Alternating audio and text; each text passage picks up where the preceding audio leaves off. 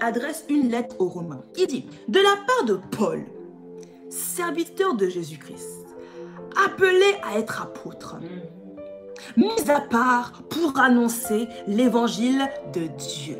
Ici, je vois un monsieur qui s'appelle Paul, qui est serviteur de Jésus-Christ, appelé à être apôtre et mis à part pour annoncer l'évangile de Dieu.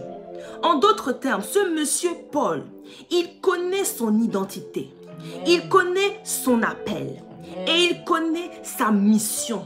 Beaucoup d'entre nous, beaucoup d'enfants de Dieu, beaucoup de personnes en fait se sentent frustrés parce qu'ils ne connaissent pas la réponse à ces prochaines questions. Ils ne connaissent pas leur identité, ils ne connaissent pas leur appel et ils ne connaissent pas leur mission sur terre. En tant qu'enfant de Dieu, notre passage sur terre est seulement temporaire. Mais tu te sens frustré. Tu es dans la frustration quand tu ne sais pas pourquoi tu es sur terre. Tu ne sais pas ce dont quoi tu es appelé à faire. Tu ne sais pas ce que Dieu a déposé en toi pour disons, révéler ça au monde. Tu ne connais pas ton identité, tu ne connais pas ton appel et tu ne connais pas ton ministère, tu ne connais pas ta mission sur la terre. Voilà pourquoi beaucoup d'entre nous se sentent frustrés. Amen. Amen. Paul, l'apôtre Paul, il a reçu la réponse. Nous allons relire. De la part de Paul, serviteur de Jésus-Christ. Il n'est pas serviteur des hommes, il est serviteur de Jésus-Christ. Il a été appelé à être apôtre. Il était appelé par qui? Par les hommes? Non. Il était appelé par Dieu, selon sa volonté. Amen. Et il doit faire quoi? Il doit être mis à part pour annoncer la bonne nouvelle, l'évangile de Dieu. Alléluia. Amen. Et toutes ces choses-là, son identité n'a pas été affectée par les hommes, mais ça a été affecté par Dieu, selon sa volonté. Amen. Satan a une cargaison spéciale réservée pour les serviteurs de Dieu. Satan a une cargaison d'attaques, d'armes spéciales réservées pour les apôtres, pour les évangélistes, pour les pasteurs. C'est pour ça qu'il faut faire attention sur l'étiquette qu'on se pose, on se attribue. Parce que derrière chaque nom, il y a des bénédictions, mais il y a aussi des attaques qui s'élèvent à ce niveau-là. Donc, la façon dans laquelle tu te présentes, c'est comme ça qu'on va te recevoir. De la même manière, si tu te présentes comme une personne dépressive, tu n'es même pas obligé de dire « je suis dépressive », mais par la manière que tu te comportes, la manière que tu t'habilles, cela parle plus que les mots. Et en fonction de cela, c'est comme ça que le monde va te recevoir. C'est comme ça que Satan va te recevoir. C'est comme ça que Dieu même va te recevoir. En fonction de comment tu te présentes, cela détermine comment on va te recevoir, comment on va te donner. Ça dépend de comment tu te présentes. Alléluia. La Bible dit que Paul, il a affirmé, il a déclaré aux Romains qu'il est serviteur de Jésus, son identité, qu'il est appelé à être apôtre. Vous savez qu'il existe plusieurs ministères. Dans Éphésiens 4, à partir du verset 11, il existe combien de ministères? 4, 5. L'apôtre, le pasteur, il y a l'évangéliste, il y a le prophète, alléluia, et puis docteur. Paul, il connaissait son identité. Il n'a pas laissé les hommes placer une étiquette sur lui. Il n'a pas laissé ses erreurs. Il n'a pas laissé sa situation. Il n'a pas laissé la vie ou la saison à laquelle il traverse le définir. Si toi, tu laisses tes erreurs ou bien ta situation ou la saison dans laquelle tu es te définir, tu vas te retrouver très très mal. Tu vas te retrouver dans tes situations. Je suis là pour t'annoncer quelque chose. Vous et moi, nous avons reçu l'Esprit de Dieu. Et l'Esprit de Dieu dit quoi? L'Esprit de Dieu est aussi un esprit d'adoption. Ce qui nous fait que nous sommes enfants de Dieu. Donc, peu importe ce que tu as fait, peu importe les erreurs, peu importe les mauvais choix, les mauvaises décisions, vous et moi, nous resterons toujours enfants de Dieu. Amen. Même si ton papa t'a renié, tu resteras toujours son enfant. Tu es toujours enfant de Dieu. Amen. Aucun cas où si tu ne savais pas ça, je t'informe que tu es enfant de Dieu. Amen. Et dans la parole de Dieu, un enfant de Dieu ne doit pas rester dans la misère. Un enfant de Dieu ne doit pas rester dans la pauvreté. Un enfant de Dieu est co-héritier avec Christ. Christ maintenant qui est assis à la droite du Père, qui a connu la plus grande gloire au monde entier. Nous aussi, nous sommes appelés à connaître cette gloire, à partager cette gloire avec lui. Rappelle-toi que tu es un enfant de Dieu. Et le fait de se souvenir que tu es enfant de Dieu, il faut pouvoir voir Dieu comme ton Père. Amen. Beaucoup de personnes, ils prient Dieu, Dieu, Dieu, Dieu, Dieu, Dieu. Mais ils oublient que Dieu est avant tout notre Père. Et notre Père, un Père se prend soin de ses enfants. Yes. Lorsque tu vois Dieu comme cela, tout change. Yes. Ton Père, il prend soin de toi. Même quand tu vas mal, sache qu'il est derrière toi. Il ne te laissera point. Alléluia. Amen. Dieu, il t'a appelé un nom. Il t'a identifié. Il a placé une identité sur toi. Même avant que la chose arrive. Dans le livre de Juge, chapitre 6, à partir du verset 12. Un ange de l'Éternel est apparu à Gédéon. Et Gédéon, à ce stade-là, était un peu heureux. Gédéon, il devait délivrer les Israélites en fait, de la main des Médianites. Et à ce stade-là, lorsqu'il a rencontré l'ange, il n'était pas encore un homme de Dieu grand comme il a fait après. Mais la Bible dit que l'ange, dès la première rencontre, a appelé Gédéon vaillant héros. Amen. Pourtant, vous savez très bien, à ce stade, il n'avait remporté aucun combat. Yes. Mais Dieu a déjà dit qu'il était un vaillant héros. De là où tu me suis, je déclare sur ta vie que toi aussi tu es un vaillant héros. Amen. Tu es plus que vainqueur. Amen. Peu importe les épreuves que tu es en train de traverser, je déclare que tu es plus que vainqueur. Amen. Au nom puissant de Jésus. Ton identité, bien-aimé, doit se retrouver dans le Christ. Ton identité est en Jésus-Christ. Amen. Ça vient de la part de Dieu. Pas de la part d'un homme de Dieu ou pas de la part des hommes, pas de la part de ta famille, pas de la part de tes parents, pas de la part de tes entourages, de tes amis. Ça vient de la part de Dieu selon sa volonté. Ton identité est en Christ. Amen. Une personne ici en France, comment on sait qu'elle est française? Parce qu'elle a une carte d'identité.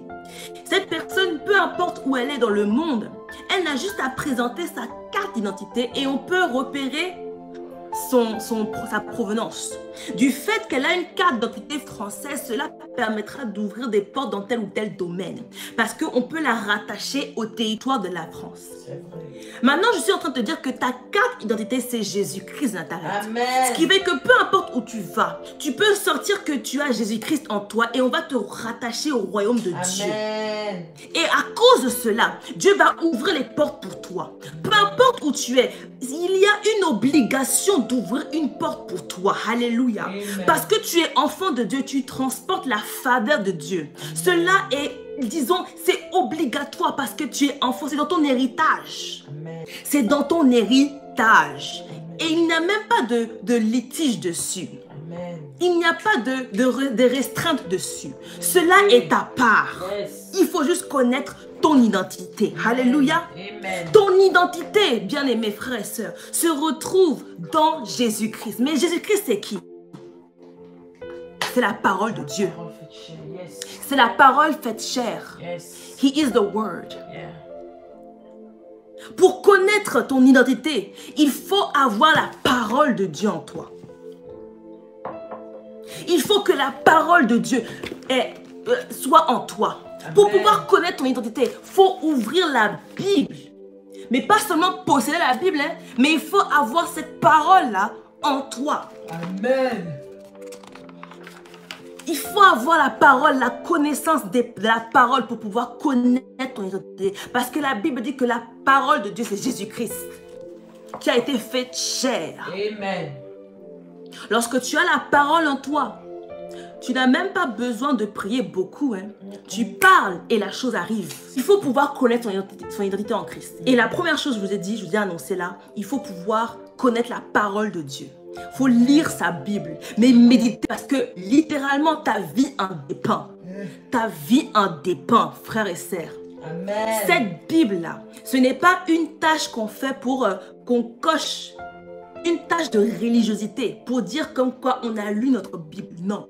Cette Bible, c'est notre moyen de vivre en tant que chrétien. Amen. Et c'est là que retrouve ton identité, ta solution. Alléluia. Plus tu lis la Bible, plus tu es imprégné dans la parole, plus tu entends Dieu. Tu as des visions. Plus tu entends la voix de Dieu. Plus tu sens les choses de Dieu. Parce que tu as la parole de Dieu en toi. Amen. La première chose pour connaître son identité, il faut pouvoir lire la parole de Dieu. Amen. La deuxième chose qu'il faut faire, excellent enfant de Dieu, il faut savoir que Paul, dans le même livre de Romains, il dit que je fais ce que je ne veux pas faire. Et ce que je veux faire, je ne le fais pas. Parce qu'il y a une loi attachée à sa chair qui est contre en fait son intelligence interne. Ça veut dire qu'il y a une loi du péché qui lui pousse à faire des choses auxquelles il ne veut pas vraiment faire. La chair est faible. La chair, en fait, c'est le péché. Les désirs de la chair sont en animité contre Dieu. Mais nous avons un homme intérieur. C'est-à-dire que nous avons un esprit qui veut profondément faire ce que Dieu veut. Qui veut profondément accomplir les désirs de Dieu, qui veut profondément obéir au commandement de Dieu. Ça s'appelle notre homme intérieur, notre esprit. Mais si tu ne connais pas la clé que je vais te donner tout à l'heure, tu ne peux pas grandir ton homme intérieur et connaître ton identité en Christ. Pour connaître ton identité en Christ, il faut que ton esprit puisse prendre le dessus. Si ta chair prend le dessus à chaque fois, bien sûr, tu ne connaîtrais pas ton identité en Christ. Parce que Jésus-Christ n'a jamais fonctionné par la chair. Il faut pouvoir nourrir ton esprit. Et comment on fait ça, excellent enfant de Dieu? Nous sommes en train de faire maintenant. Il faut nourrir ton esprit par une clé puissante. Et c'est la prière. La Bible dit, n'éteins pas le feu du Saint-Esprit. Tu rallumes la flamme du Saint-Esprit lorsque tu es en prière. Dans Jude 1, à partir du verset 20, la Bible dit que nous nous édifions sur la très sainte foi en priant sur le Saint-Esprit. Lorsque tu pries sur le Saint-Esprit, tu t'édifies toi-même sur la très sainte foi. Lorsque tu pries, tu t'édifies toi-même. Lorsque tu pries et que tu parles en langue, c'est ton homme intérieur qui est comblé et ta chair est faible. Alléluia. Amen. Quand ton homme intérieur prend le dessus, tu es plus capable de discerner et de décortiquer et de savoir ton identité. La Bible dit dans Romains 1, verset 1, Paul il dit, « Je suis Paul, serviteur de Jésus-Christ, appelé à être apôtre, mis à part pour annoncer l'évangile de Dieu. » Sa mission, c'est de se consacrer, de se mettre à part pour annoncer l'évangile de Dieu. Pour connaître ton identité en Christ, tout dépend de comment tu vois ta mission. La première chose qu'il faut savoir, tu peux connaître ton identité, tu peux connaître ton appel, mais il y a une manière de marcher lorsque tu connais ton identité en Christ, lorsque tu connais ton appel. Et la première chose, il faut se mettre à part. La consécration, la sainteté, c'est une clé puissante afin de déclencher, disons, avant de voir la puissance de Dieu être révélée dans sa vie. La sainteté. Nous sommes l'église sainteté de l'Éternel. L'église qui prêche la sainteté par la puissance de Dieu. Tu dois dans un premier temps te consacrer. Arrêter l'impudicité. Arrêter d'absorber des choses impudiques. Alléluia. Amen. La première chose, il faut se mettre à part. Et la deuxième chose, très important, il faut pouvoir annoncer l'évangile de Dieu. L'évangile, excellent enfant de Dieu, veut dire quoi? La bonne nouvelle. Toi, je te pose une seule question. Quelle est la bonne nouvelle que tu annonces? What is the good news that you are announcing? Quelle est la bonne nouvelle que tu annonces? Si tu vois quelqu'un qui est pauvre, tu dis que Jésus-Christ est Seigneur, il ne va rien te dire. Mais si tu lui donnes à manger, et puis ensuite tu dis que Jésus-Christ est Seigneur, il va te comprendre. Est-ce que ta vie ressemble à une bonne nouvelle pour ton entourage? Est-ce que je peux parler à quelqu'un? Amen. Est-ce que ta vie ressemble à une bonne nouvelle pour quelqu'un? Il y a des individus dans ce monde-là, ils n'ont même pas l'obligation de parler. Ils ne sont même pas obligés de te voir. Mais par leur simple signature, cela peut ouvrir les portes pour toi. Les portes de la promotion, les portes du visa, peu importe. Mais de sa simple signature, cela a été une bonne nouvelle pour quelqu'un d'autre. Toi, est-ce que tu peux annoncer la bonne nouvelle à quelqu'un? Est-ce que tu peux annoncer la bonne nouvelle de Dieu à quelqu'un?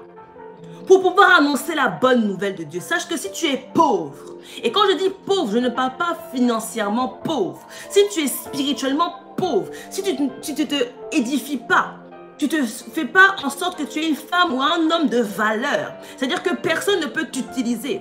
Personne ne peut voir en toi la solution à leurs problèmes. Tu ne peux pas annoncer la bonne nouvelle. On peut te parler, mais les gens ne vont pas te calculer. C'est comme ça que nous sommes. Mais si tu annonces la bonne nouvelle de Dieu et que tu es une personne de valeur, une personne qui peut parler, une personne qui est utile, une personne qui est la solution aux problèmes des autres, tu seras capable de toucher le cœur de plusieurs personnes. Parce que le Saint-Esprit va travailler en toi. Mais si tu te vois petit, si tu te limites constamment, tu ne peux pas élever à la dimension à laquelle Dieu veut opérer avec toi, afin que tu puisses annoncer la bonne nouvelle. Parce que la bonne nouvelle doit être entendue partout. Amen. Es-tu la genre de personne à annoncer une bonne nouvelle? Es-tu une personne de valeur? Es-tu une personne excellente? Une personne qui par sa prestance, par sa manière d'être, déjà c'est l'évangile. Comment se fait-il qu'une personne qui était en boîte de nuit, elle buvait des bouteilles, elle dansait sur les garçons, elle vomissait. Le jour au lendemain, cette femme, elle a été redressée complètement. Elle n'a même pas obligé de parler.